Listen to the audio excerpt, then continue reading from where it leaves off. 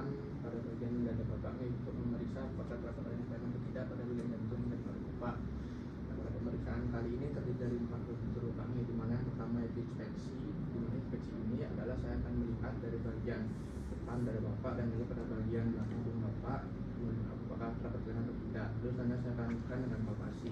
Di mana palpasi ini saya akan melakukan perabaan pada bagian dada dan juga pada bagian punggung Bapak untuk melihat apakah dapat adanya kelainan atau tidak. Lalu saya akan melakukan perkusi, di mana saya akan menentukan jari saya dan mendengarkan suara yang dihasilkan pada bagian dada dan juga punggung Bapak untuk melihat apakah ada suara yang janggal atau tidak. Misalnya saya akan melakukan auskultasi, di mana auskultasi itu saya menggunakan stetoskop dan akan mendengarkan dari suara pernapasan Bapak apakah terdapat adanya suara-suara yang janggal atau tidak Juga pemeriksaan kali ini mungkin saya tidak nyaman Bapak, karena saya akan meminta Bapak untuk melepaskan pakaian. Apakah Bapak bersedia untuk melakukan pemeriksaan? Bersedia. Bapak silakan Pak menuju ke pemeriksaan supaya saya menjelaskan. Di sini alat yang saya gunakan, di sini ada kamera, kemudian handphone dan juga ada stetoskop. Pertama saya akan mencuci tangan 6 langkah, kemudian saya akan menggunakan handscoon. Lalu saya akan mengecek dari sesuatu yang saya gunakan apakah berfungsi dengan baik atau tidak.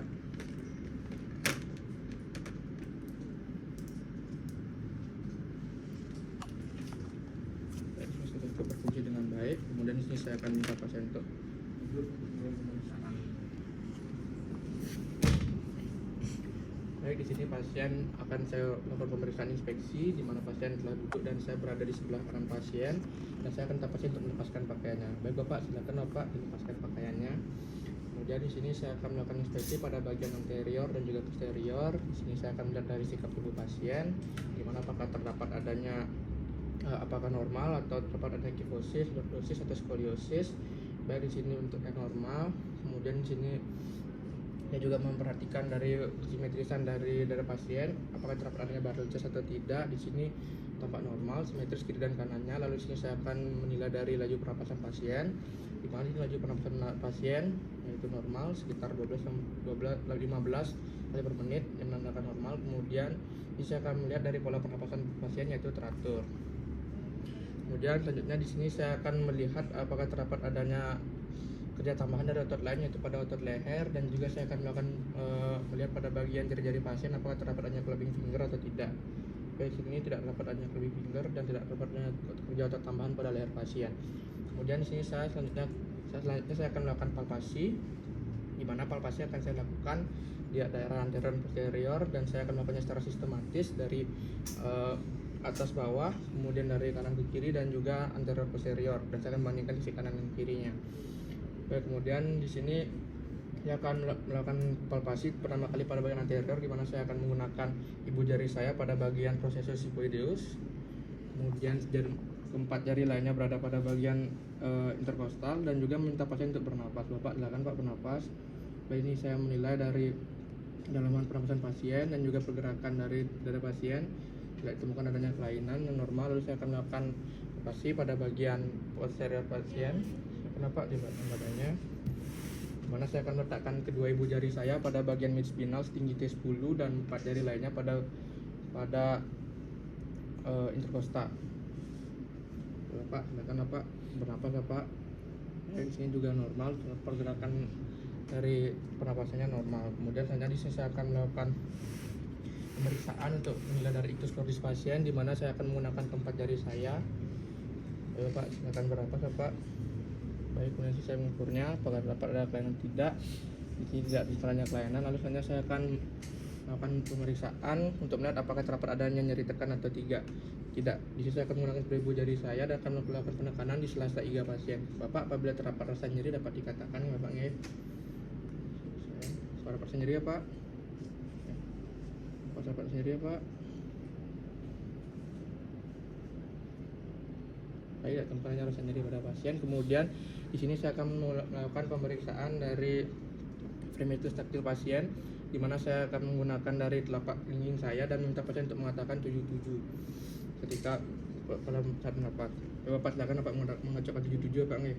77 77 77. Kemudian saya pada bagian superior 77 77 77 77. Baik, ini tidak menemukan adanya kelainan. Lalu selanjutnya di sini saya akan melakukan telah membandingkan pada bagian sisi depan dan belakangnya dan dalam penerimaan kelainan. Lalu selanjutnya saya akan melakukan pemeriksaan perkusi, di mana saya akan meminta pasien berbaring. Silakan Pak berbaring. Di mana di sini saya akan melakukan perkusi secara sistematis, yaitu dari arah kanan ke kiri.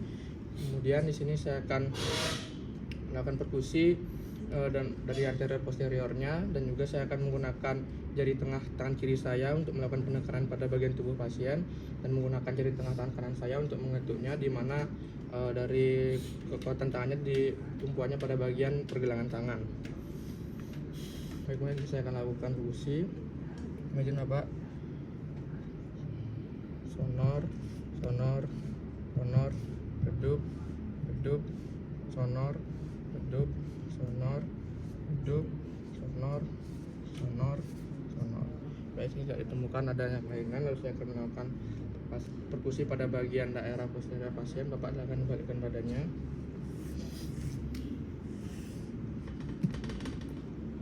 Sonor, sonor, sonor, sonor, sonor, sonor, sonor, sonor, sonor. Nah, di sini dari pemeriksaan perkusi tidak menemukan adanya kelainan, di mana dari suara yang dihasilkan di sini sudah tampak jelas dan juga sesuai. Baik, kemudian saya akan melakukan pemeriksaan auskultasi. Di mana di sini yang pertama saya akan menghangatkan dari kepala sel yang akan digunakan. Di sini saya telah memastikan bahwa yang bagian digunakan adalah pada bagian diafragma.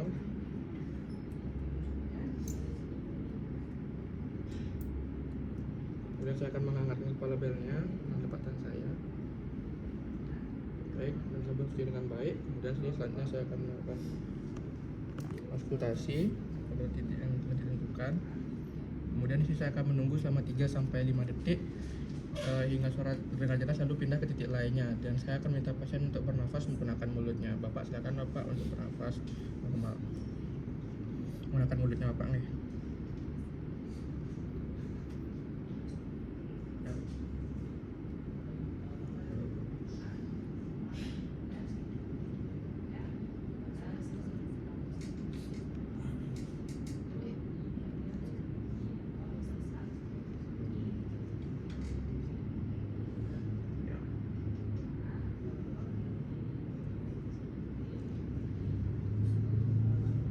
Ini tidak menemukan adanya suara-suara tambahan seperti bising, ronki dan juga restless, dan suaranya itu sekunder. Kemudian saya akan mencek pada bagian posterior.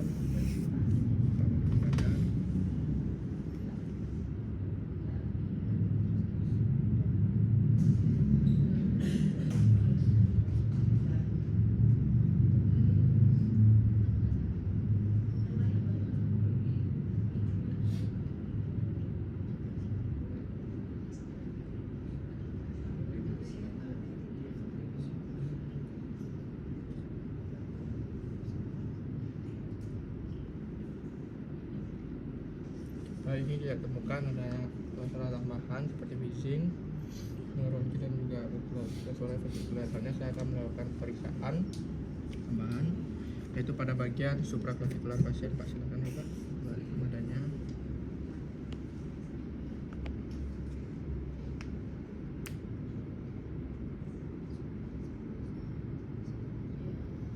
Baik, tidak ditemukan adanya suara-suara yang janggal. Lalu selanjutnya saya akan melakukan pemeriksaan pada bagian aksila pasien.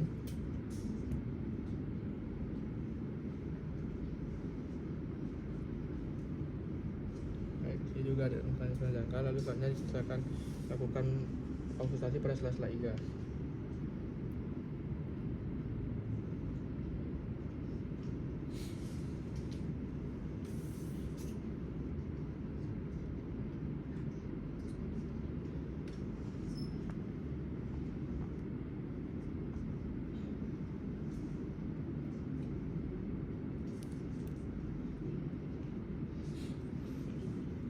Ini pemeriksaan masalah Bapak akan dapat menuju ke meja radiasi yang bisa memberikan gunakan. Saya akan menaruh stetoskop, saya akan melepaskan handscoon dan juga mencuci tangan 6 langkah.